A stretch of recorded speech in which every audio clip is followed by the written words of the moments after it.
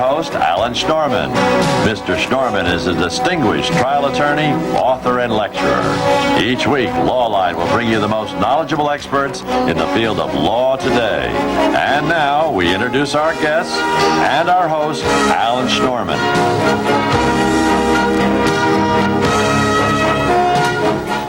Welcome to Lawline. Imagine what it must be like. You're a defense attorney representing an organized crime figure. The jury comes back with a guilty verdict. Are you more concerned with your client's reaction because of his alleged involvement with the mob? Today we'll find out what it's like to prosecute and defend organized crime figures. Our guests are Edward McDonald, former attorney in charge of the Organized Crime Strike Force. Ed is now a partner in the law firm of Rebal and McMurray. We also have with us Joe Benfante. Joe is a defense attorney who represents organized crime figures. Hello, Ed. Hello, Joe. Hello, Alan. Joe, give us an idea. What is it like to represent an organized crime figure, a mob figure? If the mob figure is somebody who is has high notoriety at the time, it is actually, a sought-after honor as far as being a criminal lawyer to be able to represent somebody who is a knowledgeable consumer. I mean, if we may say that. An experienced consumer. But basically, the other attorneys in the field know that usually the lawyer who is representing somebody who has the money and has the knowledge to hire any lawyer he wants is going to hire a particular lawyer, that it is a feather in that lawyer's cap. But with that positive effect, there are tremendous negative aspects. The attorney has to be very, very careful not to be known as a mob lawyer, and he has to keep his ethical representation to a level where the prosecutors and the judges don't feel that he would in any way do anything that wouldn't be proper. And you have to have a balance there, and it's a very delicate balance, a lot of pressure. And what does Joe mean by mob lawyer? How do the prosecutors feel if a lawyer is, quote, a mob lawyer? Well, generally what is understood, I think both by the defense bar and by the prosecutors, by the term mob lawyer, is someone whose practice is to routinely and regularly represent people who are alleged mob figures. And what does that mean? Well, it doesn't necessarily mean anything other than the fact that they represent them. Sometimes... Do you hold that attorney in any less regard than other attorneys? It depends. It depends. I think it has... Joe's shaking his head. I think it takes on a very sort of pejorative sort of overtone in some quarters when you call someone a mob lawyer. But there are many so-called mob lawyers, that is, people who regularly represent alleged mobsters, people who are charged with being members of an organized crime family, who are fine, ethical lawyers. I mean, I encountered many of them.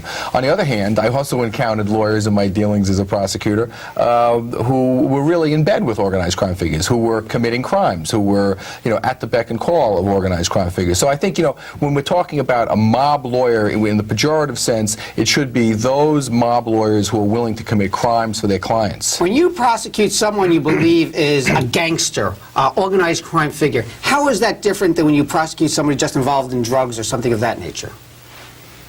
I don't think it really should be any different at all. I think you don't handle it differently. You don't.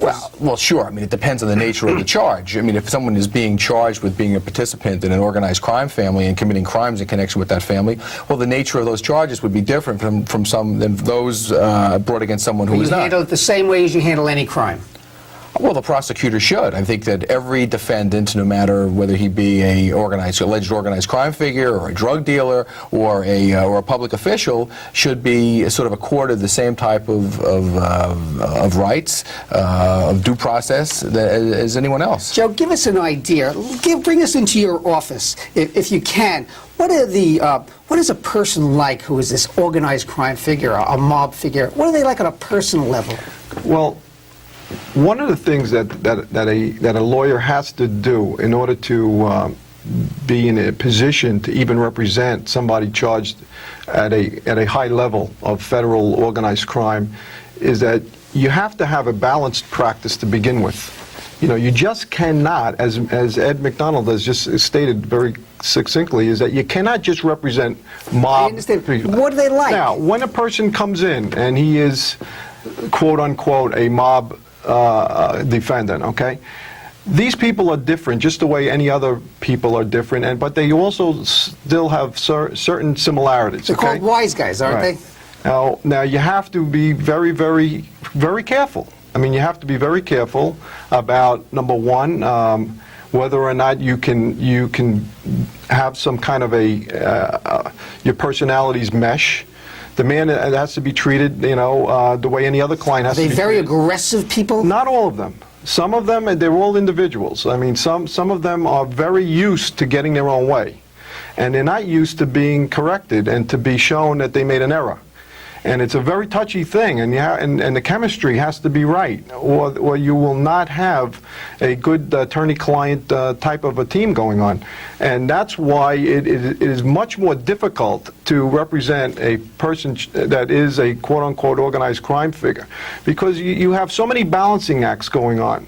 You have to make sure that the individual will listen to you, and on the other hand, you have to make sure that the individual is not going to become upset that you're giving him advice and think that maybe you're overstepping your ground with him. What about them being, like I remember seeing Godfather 1, 2, and 3, Right. that they're good family people? I mean, is that just movies? No, or? I think that most of the time, they are good family people. Sometimes they're not. Sometimes their lives are without rules, totally, almost. I mean, amoral? Not amoral. In their own mind, they're moral, and they have their own standards. But it's not like normal standards, because they are people that do not follow rules. That's why we call them quote unquote organized crime figures. They make their own rules, and that also transcends into their personal lives. And Ed, how does the perception of organized crime figures differ, if it does, from what we see in the movies?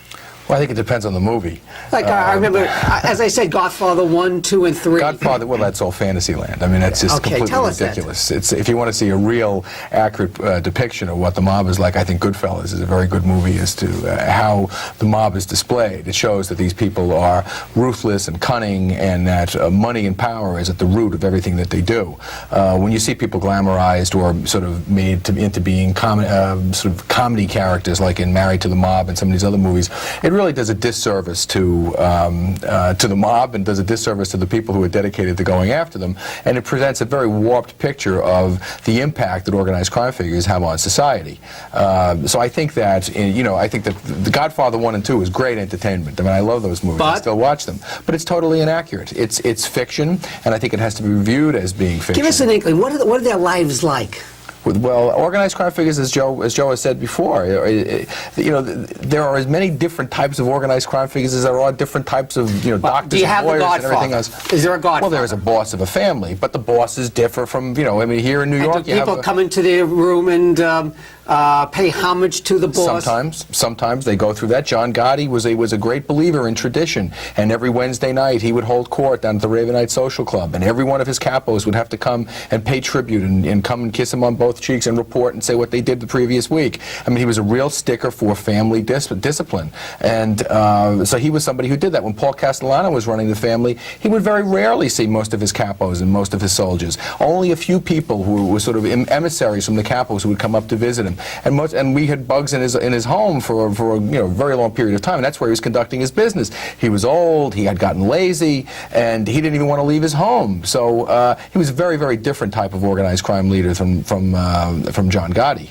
Joe, give us an inkling. How does a man like John Gotti, who was a head of his own family, who probably made millions of dollars, and you talk about money and power, well, he had it. Now he's in jail. How does he live in jail?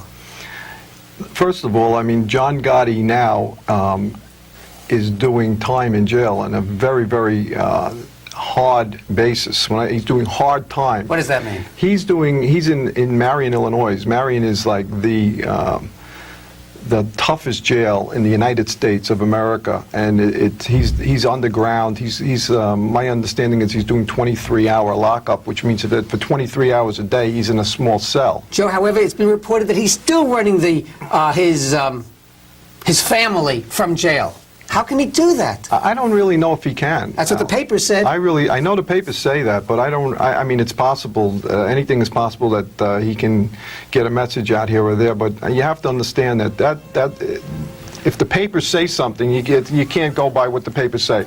I know that the man is in such a high security prison that, you know, if he's trying to do anything along those lines, I would find it very, very hard to believe he's succeeding. I think at this point John Gotti is just trying to hope that there's a way out for him and that there's some kind of legal remedy, and he's trying to survive. He's doing push-ups, I understand. He's trying to keep in shape. That's what he's doing.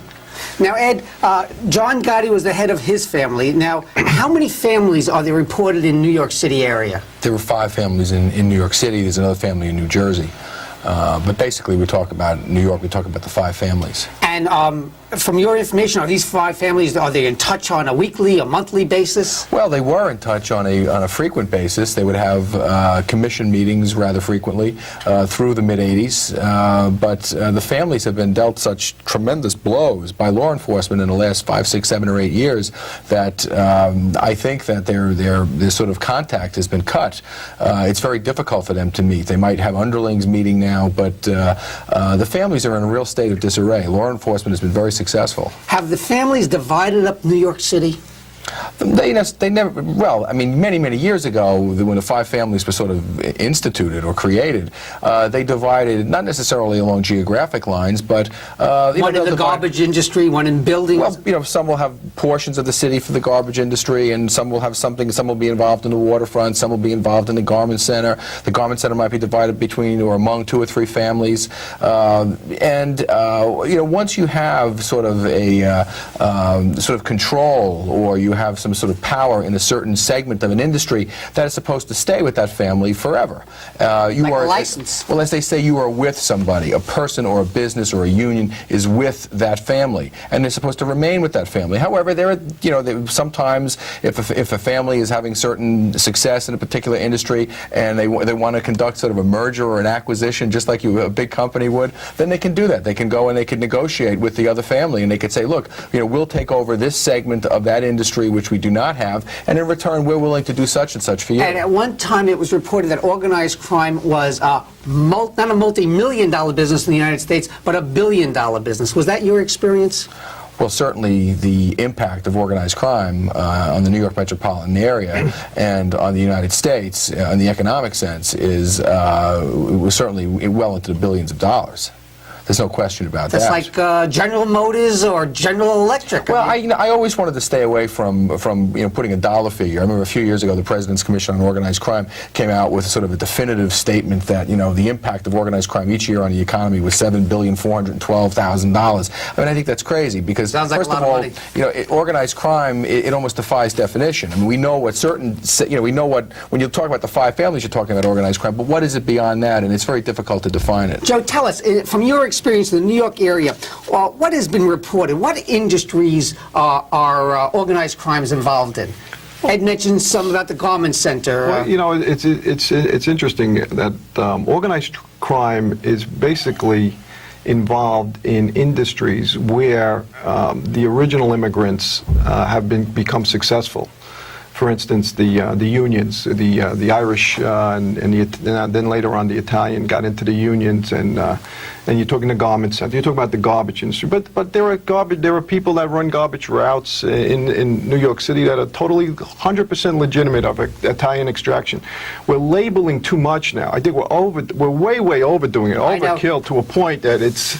And as Ed McDonald has explained, I mean, when you talk about billions of dollars, I mean, some of these so-called organized crime defendants, they're lucky they can Joe, raise enough money to send their kids to school. We have to take a break now. But right after the break, I'm going to ask you, what does it mean to be made in the mob?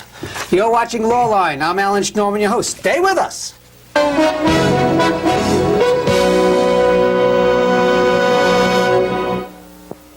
The air dances with the waters, which brings the rain that feeds the land, that is home to the animals.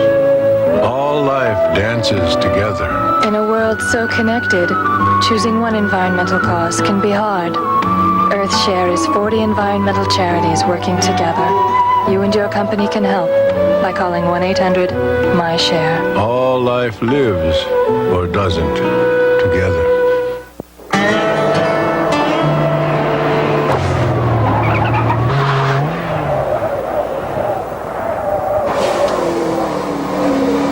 Excuse me.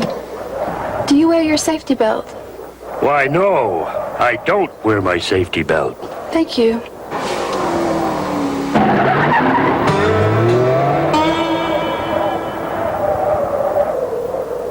You could learn a lot from a dummy. Buckle your safety belt.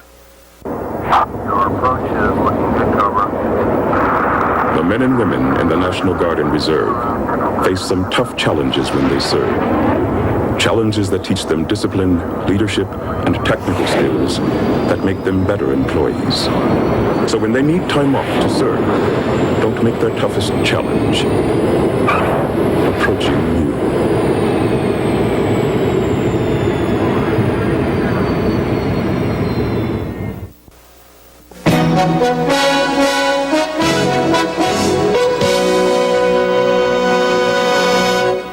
Hello, you're watching Lawline. I'm Alan Schnorman, your host. Today's topic, we're talking about prosecuting and defending organized crime figures. Our guests are Ed McDonald, former head of the Joint Strike Force in New York, and Joe Benfante, a defense attorney. Joe, before the break, I had asked you, what does it mean to be made in the mob?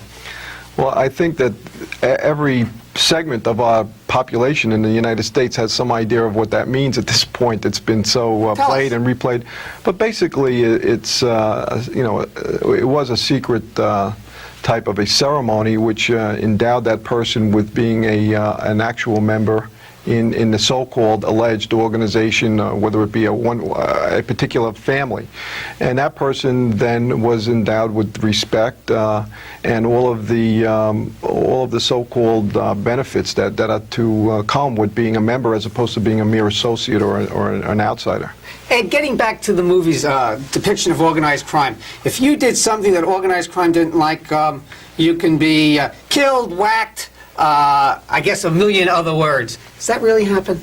Well, sometimes it happens, but the organized crime cannot make money from a corpse. So, if somebody is making money for the mob and the mob is not happy with the amount of money that they're getting out of it, then probably that person will be disciplined but not killed. If people just go a little bit too far over the line, then it's going to result in their getting whacked, as they say. But in most instances, organized crime maintains discipline without killing people. Now, in Godfather 1, and again, I hate to keep bringing up these movies, and in Godfather 2, Las Vegas was involved in organized crime. Is that... Well, throughout the late 70s and indeed throughout the whole decade of the 80s, there were a whole number of prosecutions involving organized crime figures who had their tentacles into casinos and organized crime. It was a massive... They used some of the casinos in Las Vegas as sort of massive skimming operations. In addition, some of the pension funds, the Central States funds of the Teamsters, was used in a massive pension fund fraud ripoff in Las Vegas, where they were using Teamster money to build casinos, and it was just a total ripoff. Organized crime has been sort of entrenched in Las Vegas from the earliest days of the casinos out there. Have they still been there in the 70s and the 80s? Sure. It's but as I said before, federal law enforcement has been so successful in the last 10 years in prosecuting organized crime figures that they're removing their power from many. What about right here in Atlantic City?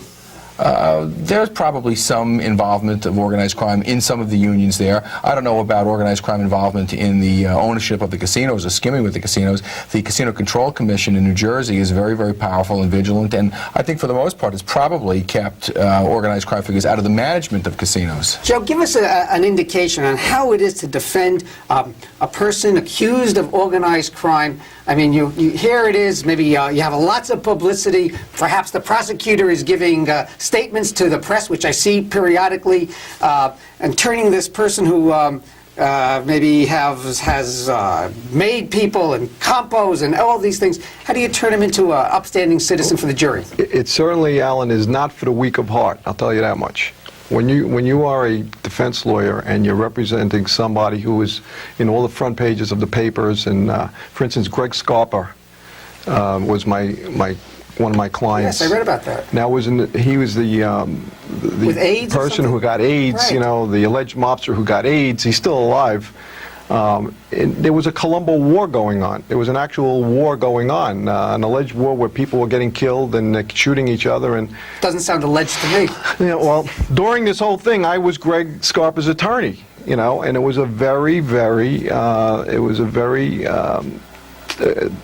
pressurized time to handle his case in court, and at the same time realize all of the tremendous pitfalls that went along with representing people in this type of a situation. In fact, many of my clients are now on the government's team.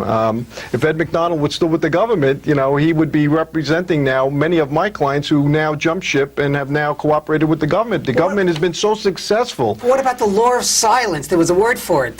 What's the word? Omerta. Omerta. Well, that law of silence. The kiss. Well, what happened was that the legislature, and this is only my opinion, and Ed could give us, you know, his views on it, but the legislature has plugged up all of the loopholes in its unsuccessfulness in the past to make a dent in organized crime. So what they have done is they've come up with RICO, which is this racketeering statute, and they've come up with tremendous strict laws, and the laws of evidence concerning conspiracy in general allow hearsay evidence to come in. I mean, even evidence of people that have made statements, as far in the Pizza Connection case that I was part of. Statements were coming in that were 30 years old, made by dead people, and they were able to come in and these guys were getting convicted on that type of evidence. It's smiling.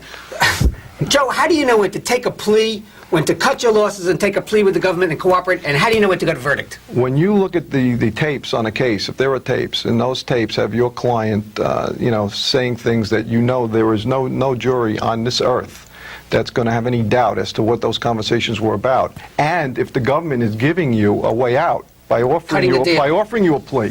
Less of a sentence. Right, because sometimes, you know, in a big case... Plea now, you do less right, time. But sometimes in a big case... Witness protection program. Right, in a big case, there's no offer. So you're backed in a wall. The defense lawyer is backed against the wall, and he's got to fight his way out to the so-called death. The federal sentence guidelines that have been in place since 1987 have really completely changed the... Which a lot of judges are in disagreement with. That's right, because it takes away the discretion of the sentencing judge, and a system has been established that really gives very little role for the sentencing judge. So you got to take that plea, otherwise and it runs right from you know, white collar criminals right through organized crime figures for everybody. And I mean, I laugh. I go when I speak to prosecutors now, federal prosecutors, and I say, you know, this is not like the old days. You guys don't even have a job anymore. All you do is you just sort of, you know, you say, hey, we got the evidence, and that's it. Take it or leave it.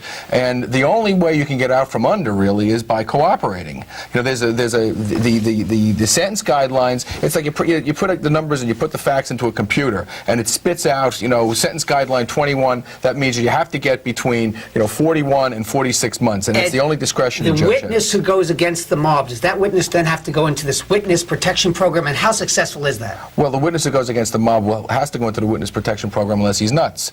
The witness protection program is extraordinarily successful as a protection program. It is a dismal failure if one looks at it as a program to rehabilitate the members of the program, most of whom are criminals. People are notorious for going into the witness protection program, taking some mobster, some low-level mobster, high-level mobster from Brooklyn, sticking him out in Wyoming, and what's he going to do? He's going to start committing crimes out there. You know, he's unable to get a job. He's very difficult for him to get acclimated to the new area where he's been relocated. This is a guy from Bay Ridge or Brooklyn, and now he's Bay out. Ridge is not so bad. I mean, I come from Bay Ridge, so I don't. It's a fine neighborhood, and there aren't that many people. You heard it here. Hey, have you seen the movie My Blue Heaven? I did, yeah. Sure. That was based on Henry Hill. What was that? Well, that was with the comedian Steve Martin. Steve Martin. He goes into the witness protection program, and when he gets there, you know, they put him into some Midwest town, and he sees all of his friends who are all cooperating, and it's like everybody's hugging and kissing. But is that the way it really is, Ed?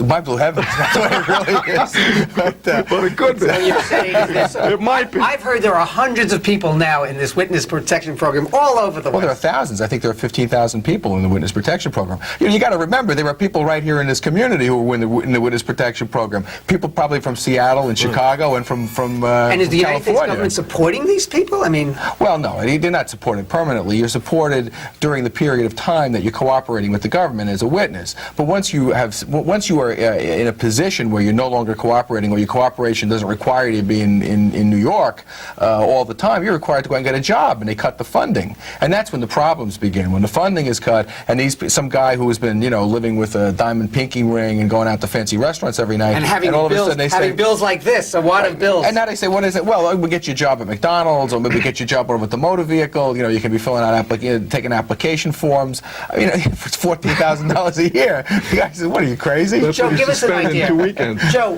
when organized crime figures talk, I mean, do they talk that unless you do what I say, I'm going to use my thumb on your neck? Absolutely. There's no question. I mean, to the lawyers or to the To general? anybody, to their business Well, I mean, not to their lawyer. If you're going to represent a fellow charged with being an organized crime figure, I mean, and you're never going to have that kind of a relationship, or otherwise he wouldn't want No, I'm you as. talking I've seen it. I have to say, I have seen it. When I was a federal prosecutor, I always made a practice of walking, instead of waiting for the elevators in a federal courthouse in Brooklyn, I would always walk down the stairs. And I would say on at least 10 occasions, I saw major organized crime figures with their lawyers, grabbing them by the lapels, screaming at them, berating the lawyers. I'd say on at least 10 occasions I saw it happen.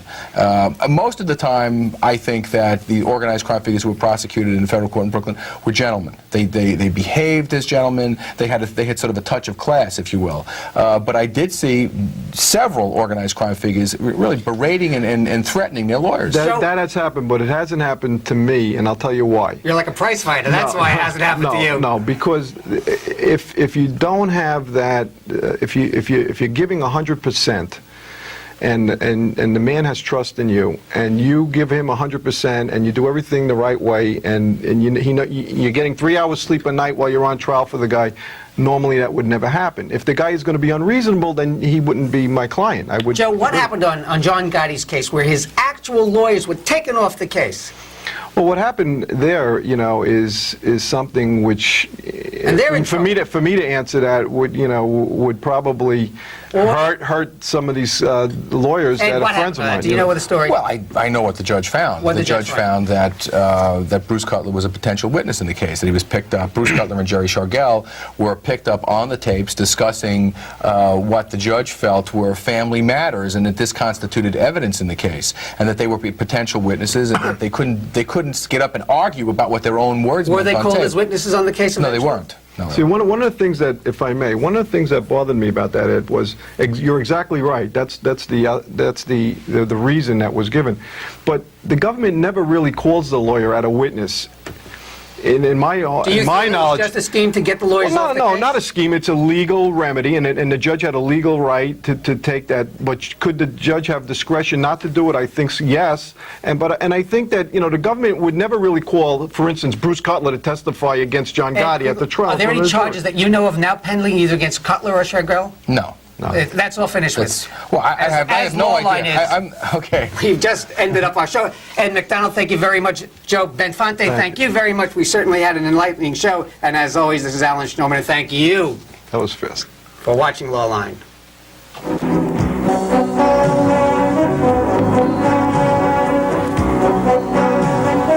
You have been watching Lawline with your host, New York trial attorney Alan Schnorman. Mr. Schnorman will be back with you next week at the same time. If you have any questions about this week's program, please write to Lawline, 63 Wall Street, New York, New York, 10005, or call area code 212-432-9111.